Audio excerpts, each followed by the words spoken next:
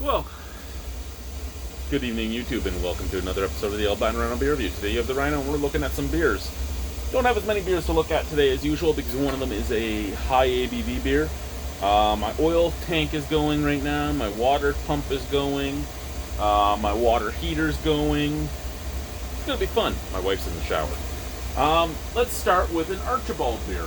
We're gonna look at Archibald Bofrere and Frere's brother. This is an American Amber Ale at 5.2% alcohol by volume. Now, here's what I'm going to say. This one over here is mon uncle. It's uncle, right? My uncle, Bofrere.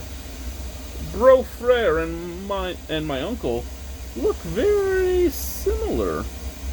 I'm a little worried about this family when my brother looks so much like my uncle. Just a little worried about this family. Let's try my brother. That sounded so wrong.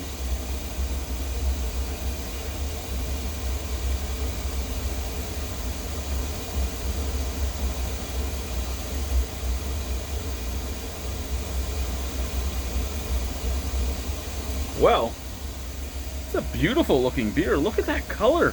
That isn't a red that is a red. I mean, again, I love girls with that color hair. It's one of my weaknesses. Beautiful head. It is dissipating nicely. Scent. Glass first.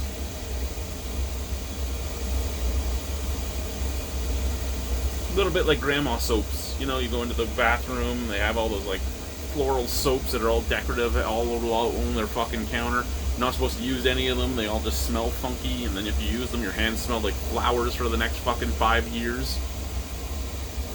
And there's a little bit of that floral soap scent out of the can, but there's also a nice maltiness and a nice caramel scent out of the can. Cheers.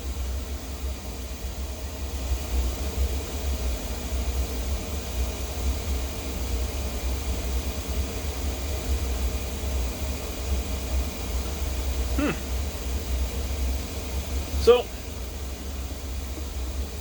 it is an American Amber in that it does have a very pronounced hop flavor. I'm not a big fan of that pronounced hop flavor, but it's there. It's very floral. It gives that very resiny bitterness on the back end, much like biting into an aspirin or a caffeine pill or anything else. It just has powder that flies out onto your tongue and just attacks all your taste buds. It's there, but the forefront is really nice. Caramel, malt, there's a nice sweetness.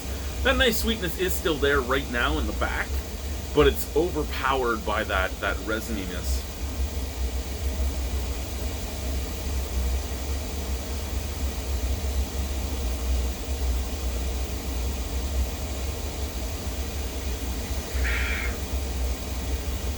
Really,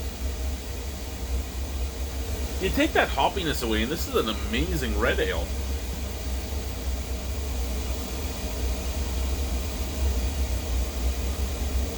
I'm not a fan of the hoppiness. I am a fan of the beer. Out of 10, I'll give it a 6.75. I wouldn't buy it again because the hoppiness is just too bitter. You drink 2 or 3 of these, and it's just going to be very overpowering on the back of the palate. But the one, it's fine. Again, 5.2% alcohol. I say again, I don't remember if I actually said it. It's not a bad beer. It's just a little too hoppy for me. Mostly because reds and ambers, again, I'm a malt maniac. I want that maltiness. If I want hops, I'm going to get an IPA. And I think that's the one thing I hate about the American styles, right? You always hear American amber, American wheat, American this, American that, and it's always just the regular style. Everything's turning off. The regular stuff. This guy's closing. It's gonna get nice and warm in here. Taking a little while to do that, eh? Good boy. Anyway, American style is just, the regular style, which is really good, but with a bunch of hops. And who wants that? Thank you guys. Bye-bye.